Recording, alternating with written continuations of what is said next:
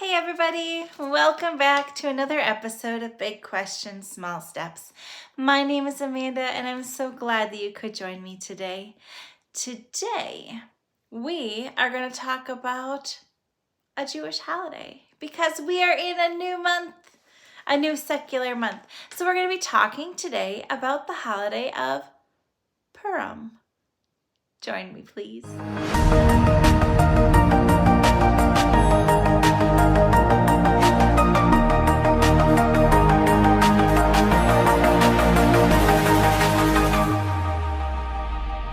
The Jewish holiday of Purim.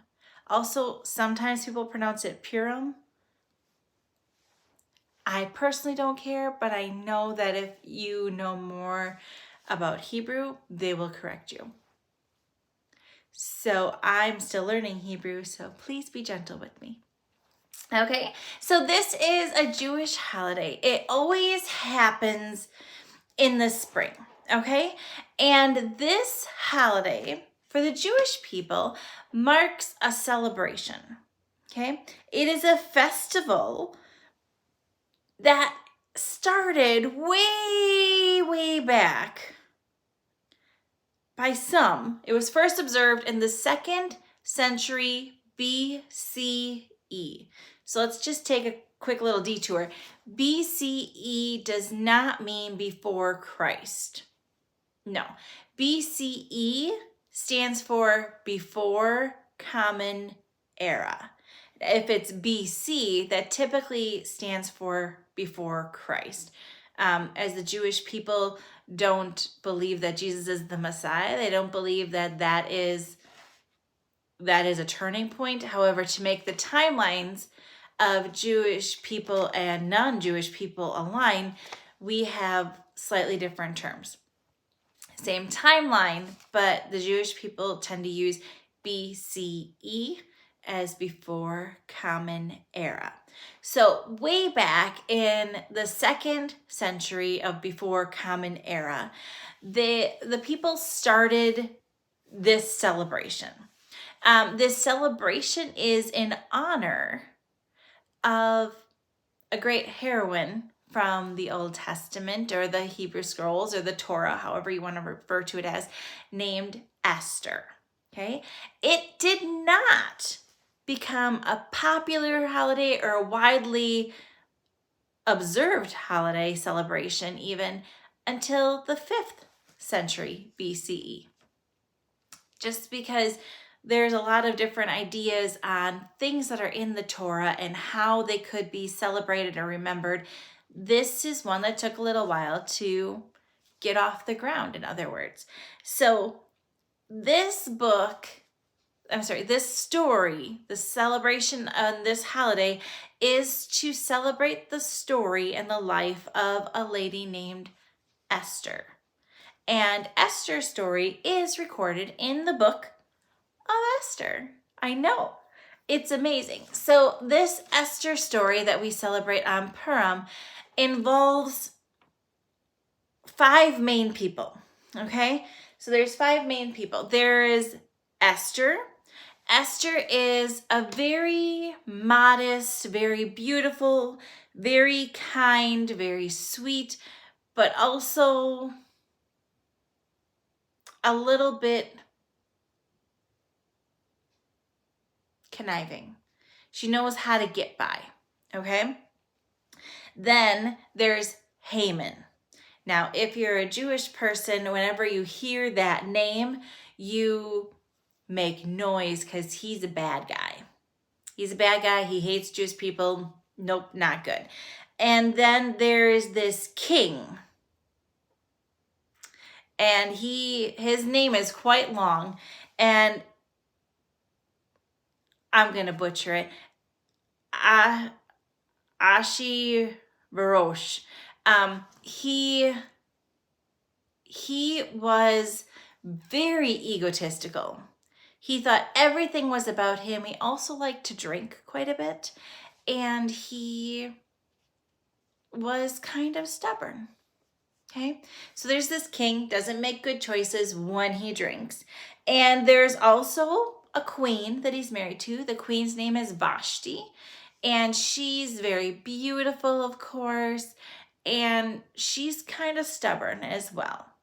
Now, if anyone knows anything about relationships, two stubborn people frequently do not make the best pairs. You're going to have some conflict, right? And then there's one more person in the story. This person is named Mordecai. And this person was an advisor to the king, just like the bad guy, Haman. Mordecai was also an advisor to the king. Mordecai happens to be Jewish, okay? And Mordecai also happens to be the cousin of Esther. Esther is also Jewish. So let me tell you the story of Purim, okay? So this is not going to be word for word. It's not going to be like, let's go say this in the synagogue, because I'm certain I'm going to miss some pieces, okay? Just a synopsis for you. So let's go over the story of Purim. So the king and the queen were living in the palace, okay? The king had two advisors, Haman, who was the bad guy, hated the Jewish people, and Mordecai. Okay, Mordecai was a good guy. He was very well respected. He had other advisors, but they aren't important in this story. So we have the king, and we have the two advisors, and Vashti, Queen Vashti. Now, one day, the king was having a party. Okay, he was having a party with a lot of other gentlemen. He was getting drunk and having a great old time. And he decides that his wife is so beautiful that he should brag about her. So he's bragging to all the people at this party about how beautiful his wife is and how she obeys everything that he says. And he decides he is going to call for her, as kings can do. So he called for her and said, come out and show yourself to these party guests, okay? And Queen Vashti was in her room having her own little evening, and she basically said that he was a drunken fool and she was not coming down to show herself to these people because he was just being egotistical. He should go to bed and just calm down.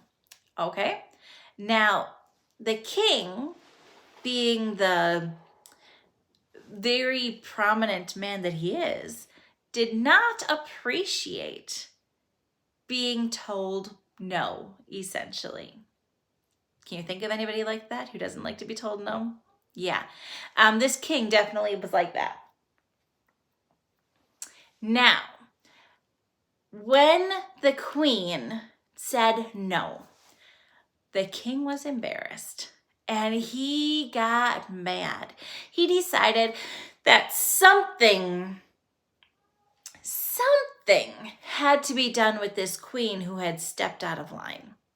And the advisors gave a couple of different ideas, and one of them said, well, you need to make an example of her. You need to execute her.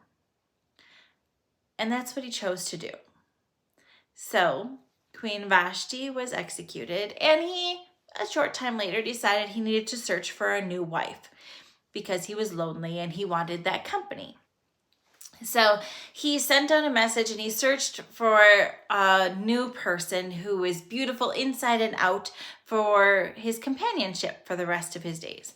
And he searched all around and he came to meet Esther, who was not dressed all lavishly when she met him. She was very modest and really didn't want to be noticed by the king. But the king saw her and was smitten with her, and he, at that time, didn't know she was Jewish. Now, again, remember in your head, the king had many advisors. Two of them were the big ones in this story. Haman, bad guy, and Mordecai. Mordecai is Jewish. Haman is not. As a matter of fact, Haman hates the Jewish people.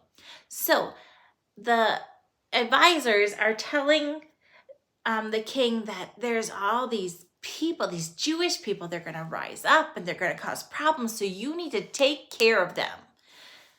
Now, the king doesn't know that Esther is Jewish.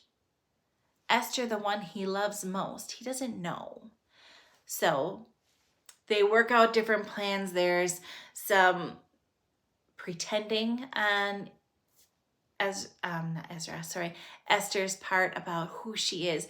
And then eventually they tell the king, no, I'm Jewish. As Esther, you can't do this. If you put this decree that the Jewish people are going to be killed, I'm going to be killed. And the king was just tormented by it, and he couldn't, and he finally saw his ways. So what the Jewish people do to honor Esther and to kind of remember this story of how they had to essentially pretend to be something they were not, or how she had to pretend to be something she was not, is they will have great big parties, and there will be lots of costumes where you're dressing up and pretending to be something you are not, just like Esther had to do for a little while. There's lots of games and lots of fun about this party that happens at Purim. For me personally, this will always be a very special celebration in the Jewish culture because this is the first holiday I celebrated in the Jewish tradition. I remember it was one of my first times ever attending synagogue, and they told me that the next week they were having a costume party and I should come to synagogue in a costume. Now, I'm not a stupid person, but I honestly thought they were trying to make a fool out of me. And I didn't believe that they were really going to come in costumes and they were really going to have this party. So I didn't come in a costume at all. And they made sure that I had, I think I had a tiara crown, because of course I would have a tiara crown. And I was a princess for that day. So a lot of synagogues will have almost carnival-like parties and games, and they'll have costumes and different foods to eat. The food that's traditional for Purim is a triangle-shaped pastry, and it normally has either a jam or a jelly on the inside, or it can have chocolate. Now, some are better than others, not gonna lie, but they're all delectable. They are. So this holiday is one that's very special to me. This is the holiday of Purim, and it always happens during the month of Adar, and I believe it's Adar. Pretty sure it's Adar. I might be wrong, but it always happens in spring, and this holiday is very celebratory. So if you celebrate Purim, I wish you Chag Sameach, which means happy festivals and happy days. The more you know, the more you grow. If you enjoyed this presentation, if you learned something, if you want to learn more about Judaism and these traditions, please like and subscribe to my videos. I would love to see any comments you have. Feel free to email me. I will see you next time. Until then, take care. Bye-bye.